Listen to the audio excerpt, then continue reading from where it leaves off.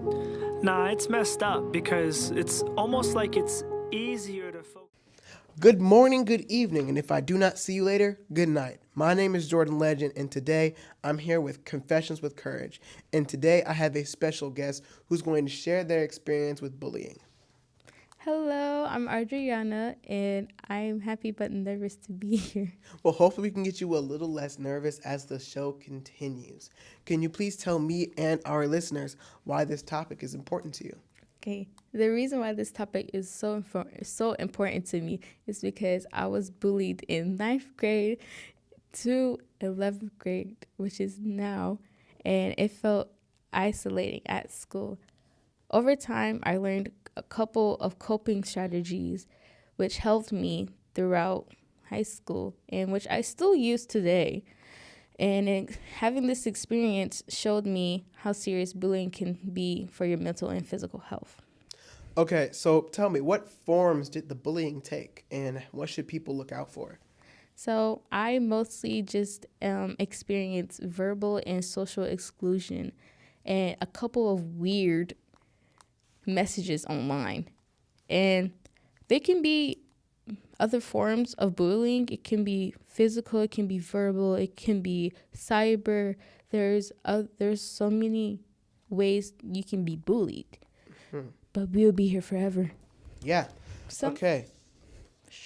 some bullying is based on or can be based on race, gender, or your sexual orientation.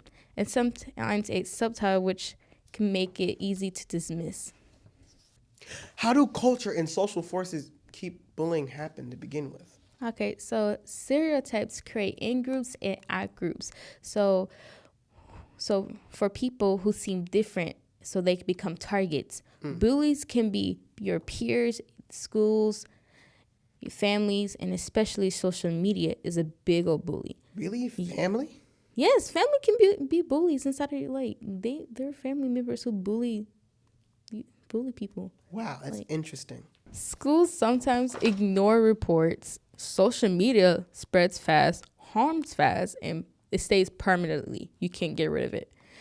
I actually have a graph I want to show you guys and you, the host.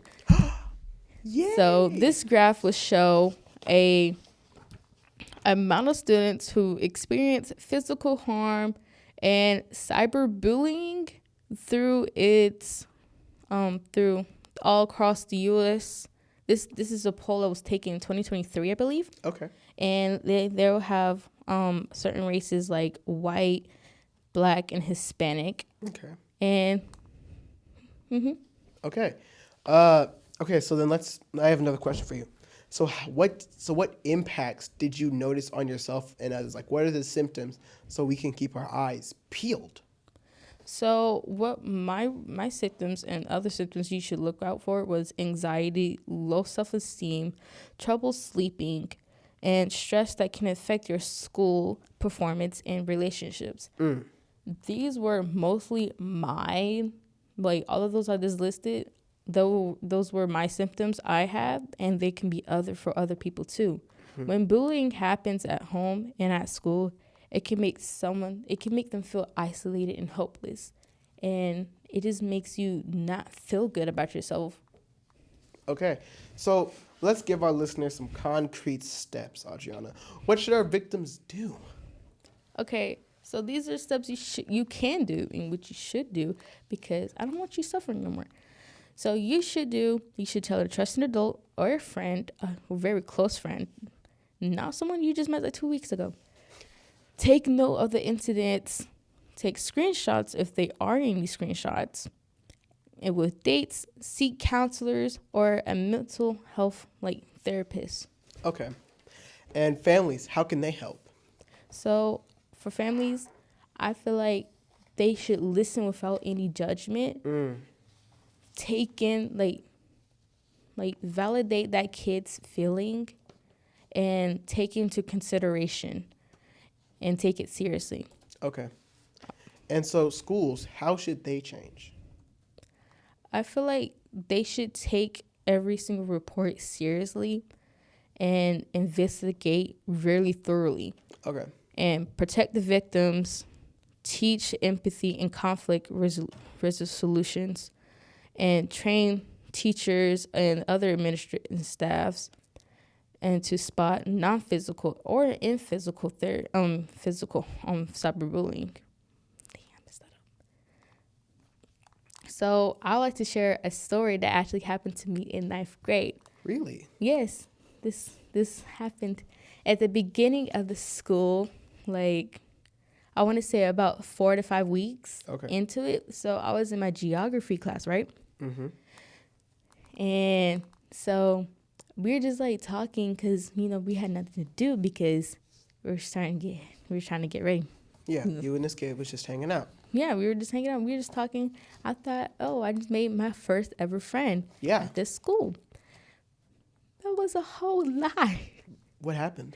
So what happened was that later, I heard a couple, like while we were talking, I didn't know she was doing this at the time. Yeah. So I heard a couple snips. I'm like, what was that? So she says, pull your hand out. I'm like, what do you mean? And she puts clumps of hair in my hand. So I'm like, my jaw is dropped. And I was like, what did you do? Like, what happened? What did you do? And she was like, oh, okay, I cut your hair. I'm like, why you do that? What in the Dexter? And then she was just so honest with it, like, oh, I cut your hair. Don't worry about it, sis. I'm giving out free haircuts. Yes, it was like so weird. So, and then the bell rings, and I text my mom and saying, this girl cut my hair. I don't know what to do. And she comes up to the school. My mom comes up to the school within seconds. I swear, I don't know how she did that, but she did that. Hey. And so after that, we're in the front office. I'm crying hysterically because the spot is so noticeable. Like, you can see the unevenness. Like, it's like a big old hole in the back of my hair.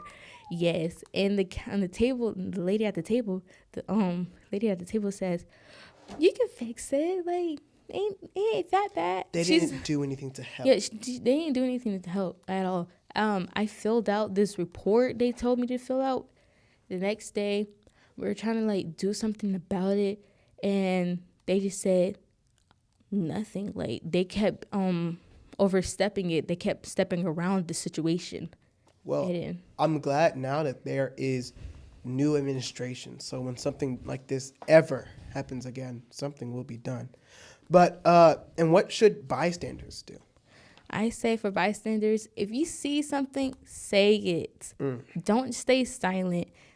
Like, report it, speak up, support the victim. You can be there for them, and it can be changed. Wow. Okay, and so any final thoughts for our listeners? Okay. Bullying is serious, but is solvable.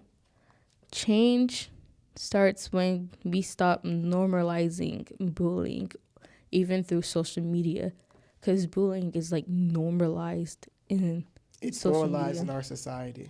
Yeah, it's so bad. It makes no sense. I mean, we got Joan culture. And start supporting each other. If you're being bullied, reach out to counselors, friends, parents, or your teachers that you're really close with. If you witness it, act on it. But yeah, thank you. This episode was extremely helpful. I do have one last question. You told our listeners about getting help. What are some websites they can go to if they don't have anyone to go to? Okay, so a couple of websites I do recommend is betterhelp.com and stopbullying.gov. And okay, that's all. Thank you for listening. I am Jordan Legend with Confessions with Courage, and our lovely guest today is... And I'm Audreanna. Stay safe, be confident, and be kind. Thank you. That's all we have for today. I will see you next time on Confessions with Courage.